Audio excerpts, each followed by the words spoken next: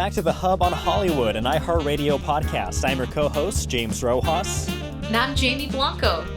On this week's episode, it is Zendaya-Mania in Boston as she and Robert Pattinson are here in the city filming their new movie in the area. Locals, they're going crazy. They're going nuts over the two A-list actors. Comfort movies and shows that are helping us get through this election. Tips and tricks that are also being offered to make this movie-going experience a better one for everyone. And, of course, Cinequotes, movie trivia at the end. But first, Jamie, it, of course, was Halloween this past weekend. Mm-hmm. How was your festivities? How did they go? We had a great Halloween.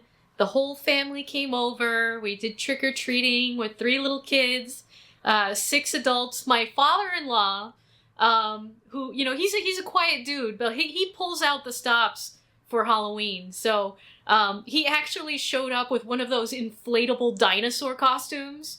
That was popular. Is like, yeah, and it blew me away. But look, he didn't even make it halfway down the block with it because it was so uncomfortable. So then he just busted out the Jason mask, and that's that's tried and true go-to for Halloween. Isn't it supposed to be like the most comfortable thing ever? Because like you're just in a pocket of air and it's super light. Or was it just not like the movements, the motion working for him? I think it was the walking in it. Like something about it wasn't working. So, but we appreciate the effort. What about you, James? That costume went extinct. My experience was great. We have a 1.5-year-old, so my wife and I, we took our baby lion. She dressed up as this amazingly beautiful lion with this big hair of mane and tail at the end of it. And we did this block party in a local town, and it was very fun. They closed off Main Street for 2 blocks. The businesses, the restaurants, they're all closed, but offering treats and whatnot. We did not partake in the candy. She does not have enough teeth for that yet, but we did walk around, take a lot of photos, and checked out a lot of the Halloween costumes. There were a lot of really good ones. Like I said, the inflatable dinosaurs, those were very popular that we saw on the block. Also, my favorite part possibly was when 3 people were dressed as 3 different versions of the mask, like Jim Carrey's The Mask. Okay. You had like the Zomba mask. You had like the gangster mask, and there was another version of the mask, but we saw them like a block away, and I was like, yo, and it looked really good. So a lot of really good ones out there this year. You know, I got to give props to my husband too, James. He went as the Rizzler for Halloween. The Rizzler. Oh, is it that little kid? Huh? No, it's like... Is it that little kid? No, like the Rizzler. Like he's full of Riz. So he bought like a sweatshirt that says the Rizzler, and then he bought like a curly wig, because you know how the kids wear with their hair with that big mop of curly hair on their forehead, the broccoli heads, or the llama hair or whatever. So he got the llama hair. He got a shirt that said the Rizzler. He shaved. Okay, good. For like the first time in 10 years. He was clean shaven. And so the thing is, the question I was raising was because I recently, unfortunately, learned about this family. They're like called like the Boom father and son who go to Costco, and they have like this weird, obnoxious like catchphrase. And then there's like this other kid who's like the Rizzler, and like he does like the Riz face with the chin and the eyebrow. I don't know. And I'm like, what are we doing? I think society has gone beyond its expiration date, and this is not good. And so I thought he was dressing as that kid who has just exploded because they were on Jimmy Fallon this past week. And I'm like, oh, God, no. No, we can't keep doing this. I think he's just dressing as every teenager that we see now. So yeah, that is scary. If that makes you feel better. You know what did make me feel better, though, was a lot of people were embracing the Beetlejuice Film. People were dressing up as, of course, the titular character Beetlejuice, but also, I keep saying Wednesday Addams, but it's the Jenna Ortega's character in Beetlejuice and some other Beetlejuice characters, and also like a Willem Dafoe character with the brain exposed. So Beetlejuice, as predicted, was very popular this year. That's awesome. Considering that it was filmed here in New England, at least the exterior parts of it were, that's really exciting. Did see a lot of Beetlejuices also out on my travels. both in Salem and out of Salem. But James, you said that were you in Salem for Halloween? So I was working, reporting Salem Morning. So fortunately, I left before it got crazy, which is the best. There are reporters who have to be there like in the afternoon and at night, just in the thick of it. I am so glad in days like this where I'm the morning reporter, where I show up at 4:30 in the morning and there's hardly anyone on the street. But you do run into the people who do start the party like before the sun comes up. Like they just flew in that morning of, landed at Logan, went straight to Salem and just started wandering. And that was their game plan, to just wander the streets all day and all night long. And then you have people from like Texas who I spoke to who arrived the night before and then showed up and planned to do the same thing. And so I was there for maybe from like 4:30 to 8, maybe 7:30 at the latest. So I got in, got out, and then like got the heck out of there, which is perfect because, again, it turns into bumper traffic. Driving there is pointless. It's useless. And then when you do get there, good luck finding parking. You are told repeatedly to go find public transportation and then have a game plan. So fortunately, I was able to get in and get out early. Woo! Yeah, you gotta have a game plan. What a special time. I love being able to get down there to Salem. I don't think I mentioned it to you, but I did get to go down there this last Sunday. I was working a double shift. Nice. But on my lunch break, I actually got to go down there for a little bit. And I got to see our good friend Bora, the witch, who was doing her thing, and all of the great monsters and musical acts, and just what a vibe. Yeah. Really tried to cherish it as much as I could. Did you know that Bora officiates weddings? I do know that. You do know Bora, that? Okay. She does it all. There's no rest for the wicked. I guess. And there's no rest for the Hub on Hollywood, and there's no rest for Hollywood in New England. James, like we talked about, Beetlejuice was filmed both in Vermont and in Melrose, correct? Right. The exterior shots, and we've got a number of other projects that are getting underway, creating huge buzz. I'm going to talk about one that's brand new, but one that's underway now and has got people super excited is the Zendaya and Robert Pattinson flick called The Drama. Move over, Spider-Man. Batman's in town. Oh, I know. She's going out with all the mans, right? I know. With all the superheroes. You gotta. Yeah, I guess so. Hey, but so they've been spotted around town, right? Yeah. So Zendaya, I guess like her favorite place to go when she's in Boston is to, I never know how to pronounce it correctly, either Tate Bakery or Tate's Bakery. Or Tatte. Yeah, Tate. I don't know, but it's really good bakery where they have like really good breakfast and breads. She goes there seemingly every time she's in town, whether it's with Tom Holland like a year ago or now again with Robert Pattinson. But she was seen. I think it's funny and also kind of creepy, maybe a little bit sad when you do see the video. I sent you a video where somebody is driving by and you can hear them commentating like, oh, I heard Zendaya is around here, and they're driving slowly, and then they see her like biting into a croissant and they zoom in like, oh, there she is. I'm like, we get it. And everyone sitting around her, they were very nice and, minding their own business. But then you could see Zendaya look up and make eye contact right when like she took a bite of the sandwich with the camera person. So it's like one of those things where like, yeah, they're keeping their distance, but you can't help but feel like you're an animal in a zoo whenever you're out and you are a celebrity of that stature. But leave Zendaya alone. Leave Zendaya alone. But again, seemingly she's doing well. She was also seen at a local like art shop, an art studio. And then Robert Pattinson, he was seen, a lot of video, a lot of pictures popping up of him like on the set. So kind of walking in between sets and whatnot on the street in the financial district, I believe. And people were talking to the local news channels saying, oh my God, like it was great. I walked right by Robert Pattinson and he was like walking off set or something. And people love it that Boston has turned into like mini Hollywood East over here. So we welcome them. I think a lot of people have been on their best behavior. Don't want to make Batman angry or else he'll clock you one or two. But it's great to see them in here filming, as you mentioned, The Drama, an A24 film. You know, and people are always excited when the A-list celebrities are in town doing their business, making movies. We've been talking, James, about how there's been such a slowdown, right, in the number of productions underway here. Usually throughout the summer and the fall, we are just chock full of all kinds of projects with all kinds of celebrities running around the area. It's been very slow. It's been very slow since the dual strikes. And the industry slowing it down a little bit even before the strikes. So I'm very, very happy to see these productions back in town. A brand new one on top of the drama is a project called A Very Philly Christmas. A Very Philly Christmas, filming not in Philly, but here in Boston. That Ironic. Is being shot right in and around town, so look out for that one. Boston Casting is handling background stand-ins, etc., for both A Very Philly Christmas and the drama.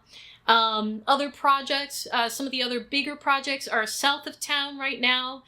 We've got the latest season of, oh gosh, what's it called? We've got the latest season of the one in Rhode Island with the rich people. In the 1800s. Not Downton Abbey. No, is that over? One. Oh my gosh, we're gonna have to edit the this. The rich people. No, we're keeping this in. The rich people.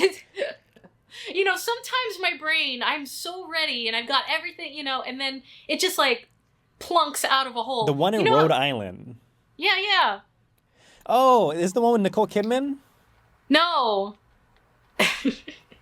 There are too many shows to keep track of. Grant Wilfrey Casting is handling both Happy Gilmore 2, which is filming in New Jersey.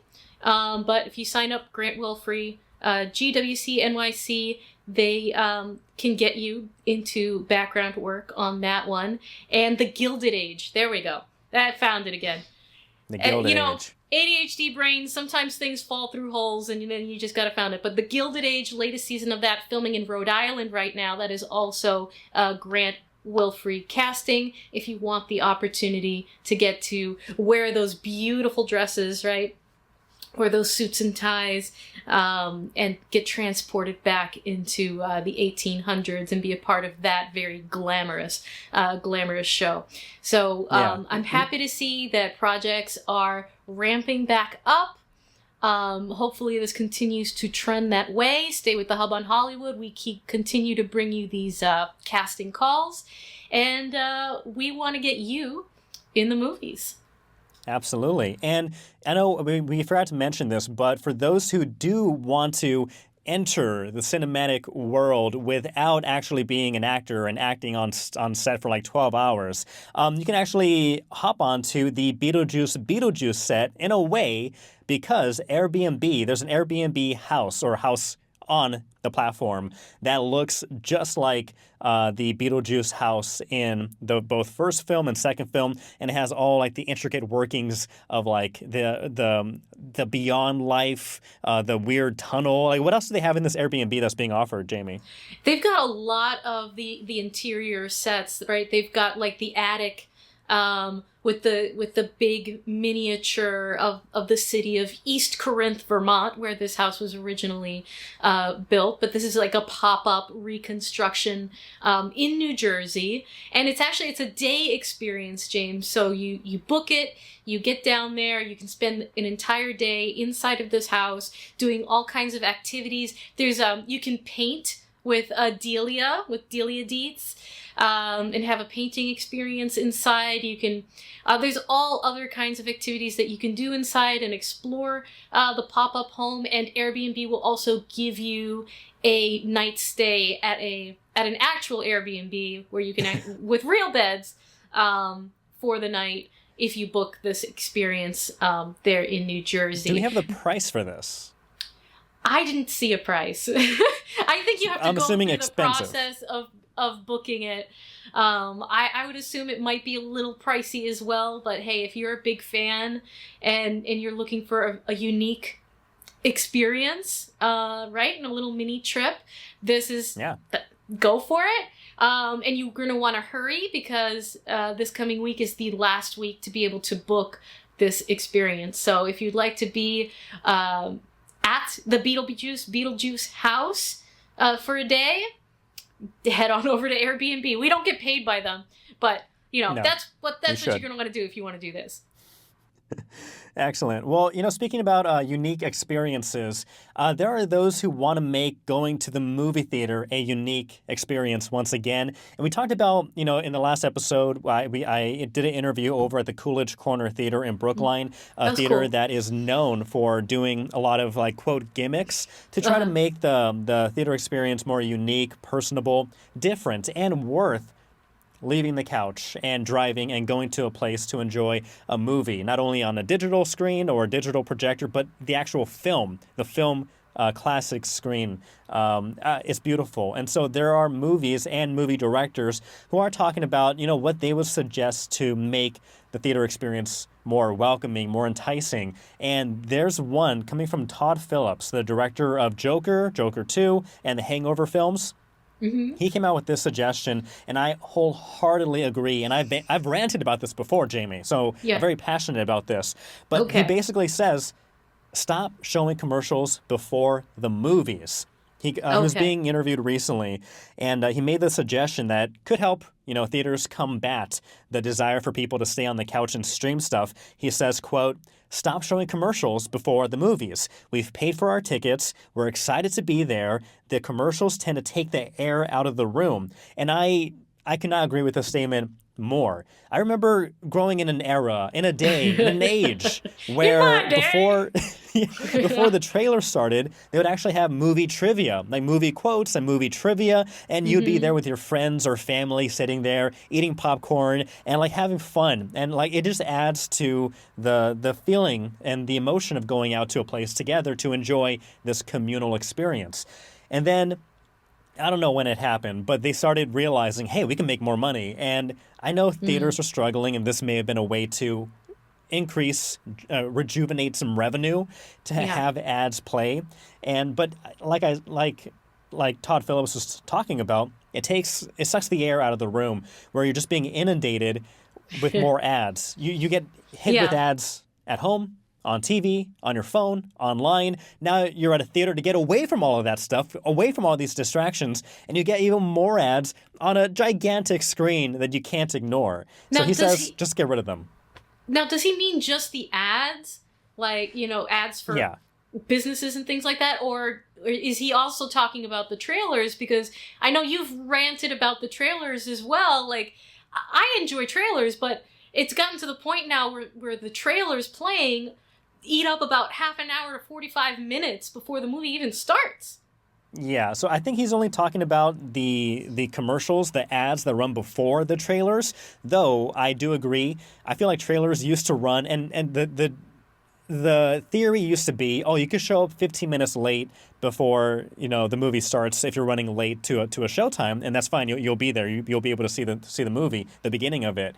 But now it's stretched to 20, 25, 30 minutes, and 30 minutes of trailers where you're like, I got things to do after this. And on top of the trailers that run this extended period now, you also have, and I've given IMAX, I've criticized IMAX for this too, especially for the IMAX showings or the Dolby surround sound showings. They'll have another minute or 2 minute hype up video telling you you're about to experience IMAX like never before and sounds never before.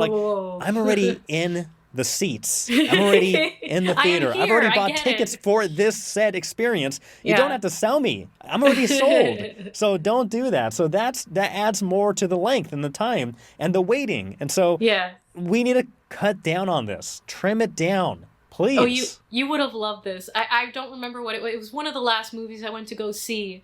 They had the AMC ad where the people are dancing with the Coca-Cola and whatever. Right.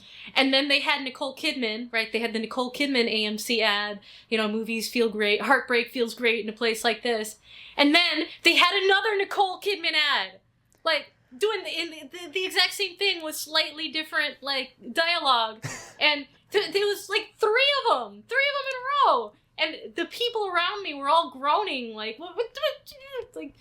I know Nicole Kidman is beautiful, but come on, why are there two of the same ads in a row? and the other AMC thing, and the like IMAX or Dolby or whatever intro. But I personally am a big fan of the trailers. I don't mind how long the trailers take, but yeah, I think we can trim the fat off of pretty much anything else. Now you mentioned like trivia and stuff like that. Who does it really well is that place, if you talk they kick you out. Oh yeah, Alamo Drafthouse. Alamo Drafthouse. They have their own pre-show entertainment that they produce in-house for the movies, and it's hilarious.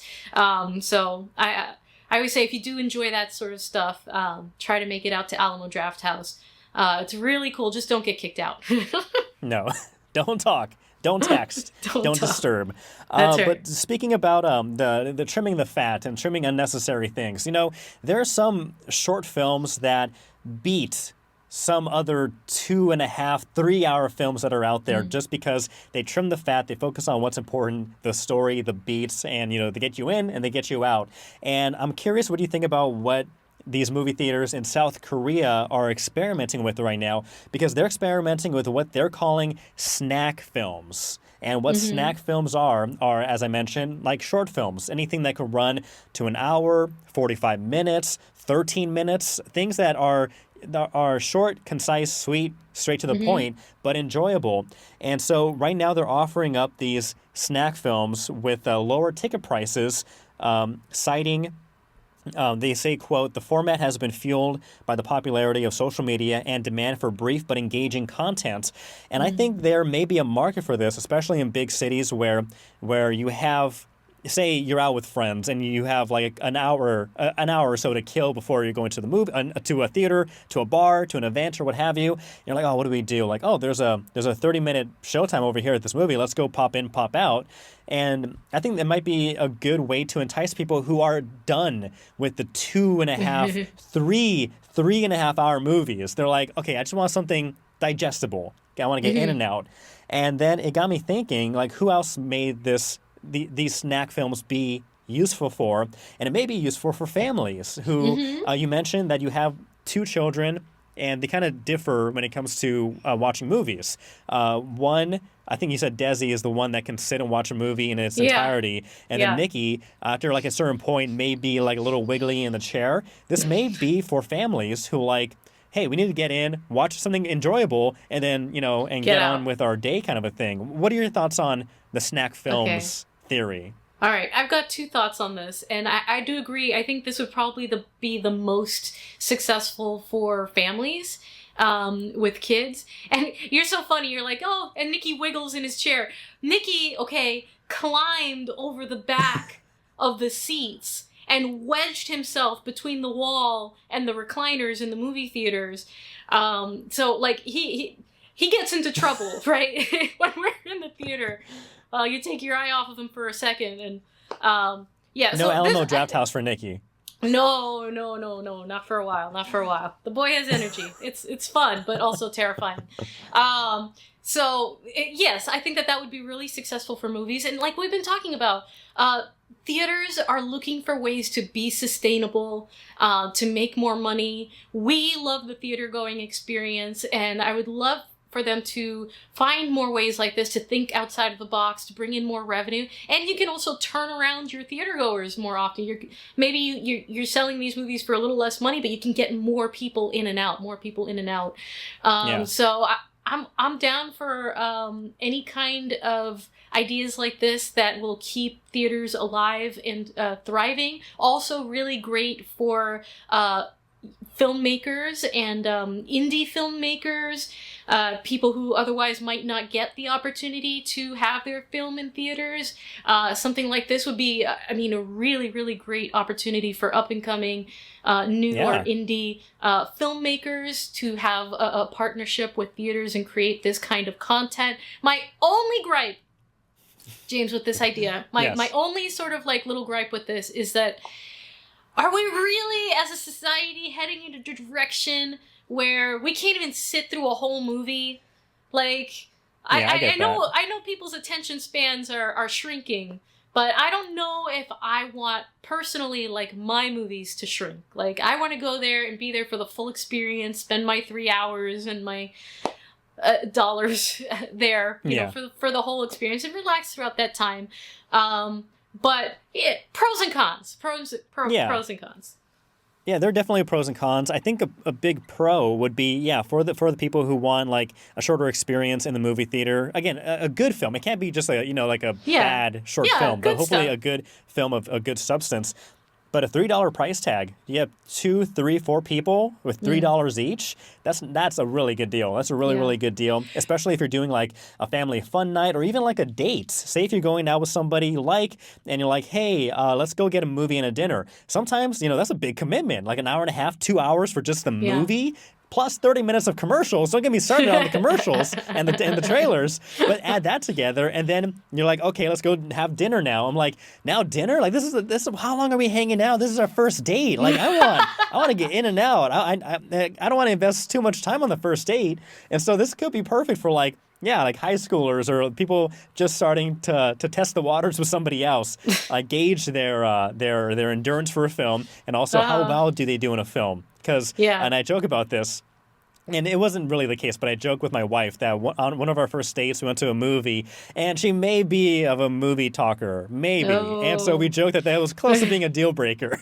And so, say, for example, you're like, hey, that is a deal breaker for me. You go to a movie, 45 minutes, you find out, okay, they're a movie talker. This isn't going to work out. I'm in and out. So, pros and cons. So, hey, look, I think this is a cool concept. Yeah. But if I'm going on a first date with someone, I want the whole experience, okay? I want the dinner. I want the 3-hour movie. I want the this, that, and the other thing. But it's so funny you mentioned that about your wife. One of the worst dates I ever went on, and I won't say the guy's name. Good friend now. But he, very energetic person who we went to go see one of these Superman movies. Okay. The one where Superman has a kid with Lois Lane. It was a very long time ago. And he not only talked throughout the entire movie, he loudly was ragging on this movie the entire time. And like everybody was like looking at him and shushing at him and trying to get him to shut up, and he would not stop the whole entire movie. So, movies are a great place to test. Goodness. Now that we've gotten people angry. I feel stressed. So that's why we should talk about what soothes us, what comforts us, and in a time of electing our future in America, let's talk about what helps us forget the good and the bad, maybe just the bad in the world. And that's why our next topic is comfort movies and TV shows. That's right. Because I feel like we've got all this tension right now. People are dealing with the vitriol that is the election and the nonstop bombardment of ads and whatnot. And I think sometimes we just need to step away. We need to take a deep breath, put things in perspective, and realize that, we're all okay. Okay, So James, not only are comfort movies something that can just take you away for a little bit, comfort movies are things that can actually heal you, okay? Yeah, they are things that can make your life better. And I bring you this example. I had a sensei. I had a martial arts instructor. What? That sounds awesome. Yeah, Michael Veltri sensei, who was actually a cancer survivor. And the way that he got through his chemo therapy was watching funny movies. Was just watching funny movies nonstop. And there is research, James, that supports the fact that making yourself happy and diving into these comfort things increases all of those good hormones, decreases stress, lowers inflammation in the body. So I'm just telling you, these movies, not only do they make you feel good, but they can actually, change your physiology, heal you, what have you. I'm going to go all the way out there and say, like, these are your healing movies, not just your comfort movies. But in those times, James, we're going to talk about what you and me find the most comforting? What is our go-to? I'd love to know what other people's go-tos are. But if you'd like, I can kick it off. Yeah, go for it. With I feel like my number one comfort movie that no matter what is happening in my life will put a smile on my face and take me, out of everything, is The Princess Bride. Classic. From start to finish, I could probably tell you, every line of dialogue. It just makes you smile, and it's simple but adventurous and fun and joyful in the filmmaking and all aspects of that film. So the Princess Bride, I feel like, is on a lot of people's list. What's on yours? That's a really good one. I think if you know the Hub on Hollywood, I think you'll know some of my favorite movies. And my go-to two comfort movies are of course, Paddington. Paddington 1 and specifically Paddington 2. They're just so wholesome, and those are movies that when they were out in the theater doing their theatrical run, I thought, yeah, there's a kid's movie about a bear based off this series of books. And never would have guessed that they were actually really great films, some of the best films I've actually seen, and not only because it has great storytelling, great characters, but it does really put you and myself specifically in a really nice mindset where I feel like, when you're watching this, you feel comfort, literal comfort. You're laughing, you're feeling emotions, and you're just enthralled by the characters and the genuine goodness that they have and love for each other. And that love, you could feel irradiating off the screen. And so those are movies that if I'm feeling down or if having a rough day, I'll pop it on. Maybe not pay attention to it fully because I've seen it a million times, but it'll be on the background. But just having it there with me, I think it brings a great comfort. And I know it brings a lot of people great comfort as well, too. So that's why I'm really looking forward to Paddington 3, Paddington in Peru. But Paddington films, they're fantastic. Yeah. Feel-good movies. Excellent. This other comfort movie that honestly was called out in the Barbie movie was one of the funniest moments of the entire Barbie movie, just because of how seen. I think it was criminal how they called everyone out. Pride and Prejudice. Okay. Pride and Prejudice is something that I feel like a lot of women have in common. Obviously, based on the Jane Austen novel of the same name. But there are a lot of versions of Pride and Prejudice. I am talking specifically about the BBC dramatization version, the limited series, because it's the best version, by far. The 1995 drama from the BBC, that is my go-to. It's so beautifully done, well-paced. The characters are amazing. And it just makes you feel good, and the payoff is so perfect. It's delightful. It's delightful. So whenever I'm particularly stressed, my husband will come downstairs and find me watching that for the millionth time. It's an easy go-to, and it makes me feel better every single time. No, that's awesome. Yeah, that's they've made so many different versions. So I think there's each version is somebody else's comfort show or movie, and so I think that's really good. That people harp. There's so many remakes, and I think it's different based for movies that are based off books. But I think there are different versions. People have that specific one that resonates most with them. That they find soothing, and they love those actors in those roles. So that's good to hear that that's your pick. My next comfort movie go-to is a movie that came out just last year. I was raving about it. I think it was the best film that I saw last year, and that is The Holdovers, starring Paul Giamatti and Davine Joy Randolph and Dominic Sessa. The great movie about the curmudgeonly instructor from New England in Massachusetts who remains on campus with the school's cook as well as the student, and they are holding over. They're holdovers, I guess, I don't know the proper sentencing, but they're stuck at school during Christmas. And then, throughout the film, they in the beginning, more so the teacher and the student, they don't get along. They're very, I want to say hostile towards each other, but they don't understand each other.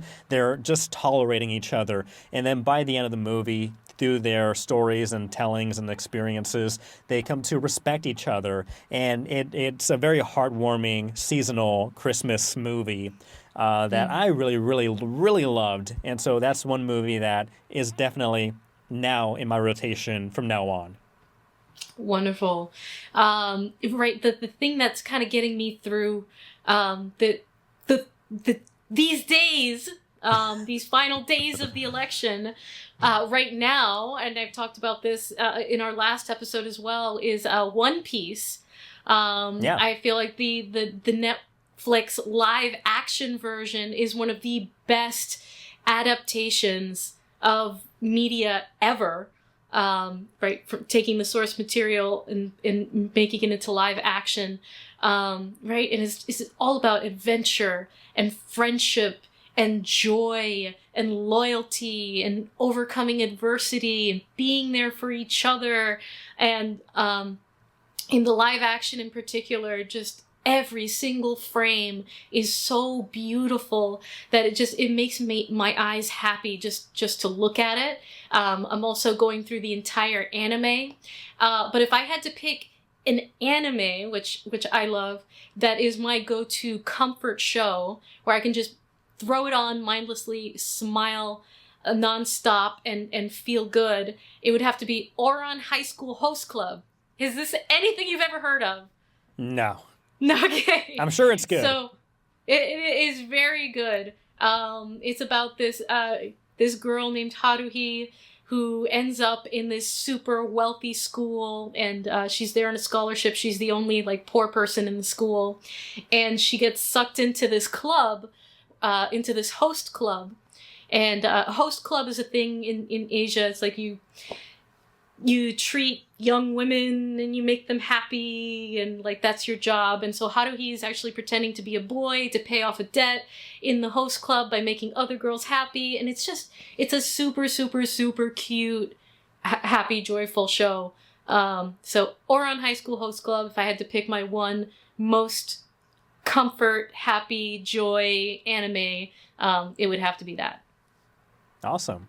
My next comfort show would be, have you heard the show Psych with Yes. James Roday Rodriguez and Dule Hill? I don't know how many seasons they have, but they have many seasons and several Psych movies. That's a great series. And so basically, if you don't know what Psych is, it's based off this character who is very observant and pays attention to very key details, and kind of like Sherlock Holmes, where he can eventually deduce and help solve crimes just by looking at details, and he's very attentive to that. However, he is pretending to do it with psychic abilities, psychic powers, and he does that because in the first episode he lies to law enforcement saying he's psychic for X reason, and then he gets off this thing he was accused of, and then he has to just go with it, or else they'll be like, oh, you lied, you're not psychic. And so that's basically the whole premise of the show, and he does it with his best friend, and they go off. It's like a serial series where each week is the solving crime of the week, and it has great supporting characters, great acting, super funny, super lighthearted. It's one of those TBS. They're called Always Sunny shows or daylight shows. I forget the term, but they're shows kind of like Monk or shows like Burn Notice. Those series where it's there's enough drama and really fun police work and detective work in there, but it also doesn't take itself too seriously.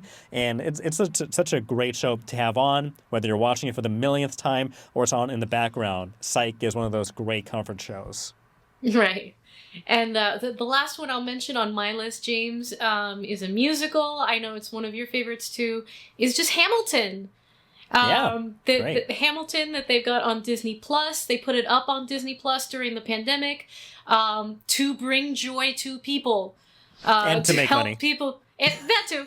but also to help give people access to this, amazing show that otherwise most people might not be able to pay to go see a Broadway show. But it just made it that much more accessible when everyone was stuck in lockdown. But that's another one that, any given day I can just throw it on and it's playing in the background in my house. And, I'm dancing around the house, doing what I've got to do. Because, anything Lin-Manuel Miranda touches is just magic and gold and fire. So, love it. Hamilton rounds off my list for top comfort movies and shows to throw on. All right. I think that's all I have too. I think if I had to throw one more in there, it'd be Coco. Great film, great movie, very emotional. So at the very end, I'm always usually crying. But it's a very, very nice, beautiful, visually stunning film, Coco, which is in rotation. Perfect. Well, let us know, what is your comfort movie? What is your comfort TV show that you go to? It's like your security blanket that keeps you safe and warm whenever the world may be in turmoil or chaos, or you just want to get away from it all. What show is that for you? Comment down below. Thanks so much for watching us. If you are watching us on YouTube, please like, subscribe, and join the conversation. If you are listening to us, you can listen to us on any of the major podcasting streaming services like iHeartRadio, Apple Podcasts, Spotify, wherever you get your podcasts, we are there. Thank you. Like, subscribe, and give us a share. And follow us on all the social medias at Hub on Hollywood, Twitter, Facebook, Instagram, TikTok. We are there. That's right. What he said. We can be your comfort. We are offering ourselves, the Hub on Hollywood, to be your comfort show. There we go. Yeah, I don't know if that's going to work, but had to try. Yeah, that's all right. Lastly, don't want to interrupt. Sorry, but thank you for our subscribers too. I think last check we're at like 264 or something like that. 265. 265. Thank you so much for. I feel like in the past several weeks we've been just climbing gradually more and more. So thank you for watching us and for liking what you've heard or seen. We really appreciate the support. For those of you who have been subscribed to us for a long time now, thank you so much for sticking around and continuing to show your support. We love to give shout outs too for anybody who does leave a comment. So great stuff. Thank you. Awesome. We really appreciate it. It helps us to continue doing what we're doing and bring you all of the fun, all of the casting calls. And today, it brings you Cinequote, which defeated us last week, James. It broke us. It broke this amazing winning streak that we had going on. I refuse to be defeated today. Me too. We're not going to fail today. We're going to win. That's right. So we're not going to play Sunday's game.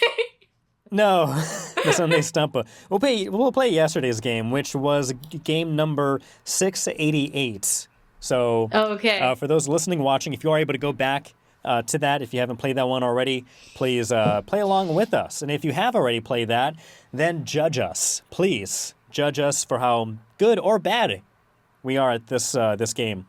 So, Jamie, if you are ready, we'll start with the first quote in 3, 2, and 1. Hello, class. Before we begin today's pop quiz... Man, she is one bad actress. I don't know. Sounds fun. It does. Any guesses? Hello, class. Before we begin today's pop quiz, man, she's a bad actress. So, they're probably on a movie set. Okay. All right, we can move to the next quote. I have a good feeling about this. Let's keep going. Okay, next quote. And 3, 2, 1. Was he with anyone? Yes, and there she is! Hey, come back here! Forget it, Jake. It's Cloud Town. Is it Rainy with a Chance of Meatballs, or what's that Meatballs movie? Cloudy with a Chance of Meatballs. Let's try that. For some reason, that's popping up. So, Cloudy with Chance of Wait, there's two? Oh, no, there's a sequel. So, let's go with the first one, 2009. Okay. 3, 2, 1, submit. No. Okay. All right. Okay. Let's try the next quote. Guess 3. In 3, 2, 1. Through all this confusion, you've stayed. Well, you've stayed our happy I know girl. what it is. I know what it is. Your dad's under a lot of pressure. But if you and I can keep smiling, it would be a big help. We can do that for him, right? Okay, Inside Out. There we go. Yay! I still haven't seen part 2 yet. I need to see it. Oh, yes, you do. You made it! Go save Riley! Did you submit? I did. Take her to the moon for me. Okay? What's that imaginary character's name again? Bonbon. Bonk, Bimbu. Yeah, that's a... Again, it's funny with these Pixar movies, like, again, how silly they can be, and then all of a sudden they just give you a big old sucker punch of emotion. They're like, oh, you were enjoying this really fun, kid-friendly movie? Punch to the gut. Yeah, we're going to kill your imaginary friend. Now you're crying. But he didn't really kill. No, he wasn't killed. He sacrificed. Sacrificed himself. So, this makes him even more beautiful. But well, Bing you know Bong. what? Bing Bong. We'll never forget Bing Bong, even though we kind of just for Bing did. Bong. But now we remember. So yeah, Bing It Bong, worked out. Bing Bong. Excellent. All right. Terrible. Well, thank you so much for watching this episode of The Hub on Hollywood. This was a really fun one. As always, we invite you to join the conversation. Like we said, if you are in the Boston region, have you seen Zendaya and Tom... what's his name? Robert Pattinson. Not Tom Holland. Maybe Tom Holland is here, but Robert Pattinson for sure filming their new movie. Also, what are your comfort movies, your comfort TV shows that just make you feel oh so good? And what are your suggestions for making the movie theater experience better and more enjoyable? Should there be these snack films like South Korea, what they're experimenting with over there, and, nixing ads before the teasers that already run way too long? What are your thoughts? Let us know. Exactly. I'm crazy. Thank you for you are. And for more of our, our takes on all of this, continue to join us here on the Hub on Hollywood. Subscribe, like, and share, like we said before. A big thank you to our new subscribers, and we will see you all next week. Thank you, and goodbye. Bye.